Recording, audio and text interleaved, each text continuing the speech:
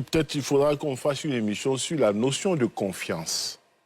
C'est ça. En réalité, nous sommes dans une société de confiance. Alors, j'entends déjà, quand vous le dites, là, avec l'habitude qu'on a de cette émission, j'entends déjà les gens écrire, mais vous-même, on ne vous fait pas confiance. Justement, c'est ça. Mais celui qui dit qu'il ne fait pas confiance, est-ce qu'il pense que lui, on lui fait confiance? C'est une autre question. Mais c'est ça. Et pourtant, nous sommes dans une société de confiance. En fait, avec l'appui des historiens, on peut expliquer pourquoi la confiance est effritée en Côte d'Ivoire. Non, la confiance qu'on dit qu'on ne se fait pas, uniquement en matière électorale, on se la fait pour tout. On a confiance en son gardien, on a confiance à sa servante à la maison, je le dis. On a confiance à son banquier, il connaît notre compte bancaire. On a confiance au médecin. Mais ce même médecin, qui serait un bon médecin, le jour où il est à la CI, on dit non, on ne lui fait plus confiance. Il y a un problème, c'est des suspicions souvent inutiles. On met en cause l'intégrité des gens.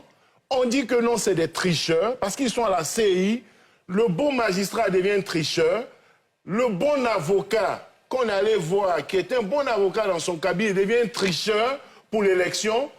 Le pasteur, l'imam, derrière lequel on prie, derrière lequel des fidèles prient, le prêtre de l'église catholique, derrière lequel des fidèles prient, devient un malhonnête parce qu'il est dans une commission électorale. Mais voici le drame de ce pays. Il faut le dénoncer, il ne faut pas l'accepter.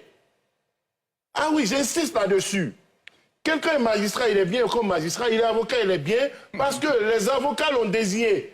La personne entre à la CI, elle devient malhonnête. Elle devient une tricheuse, cette personne. Il faut qu'on arrête. Il faut arrêter de mettre en cause l'intégrité des gens sans avoir des preuves palpables et parler de la confiance de façon légère.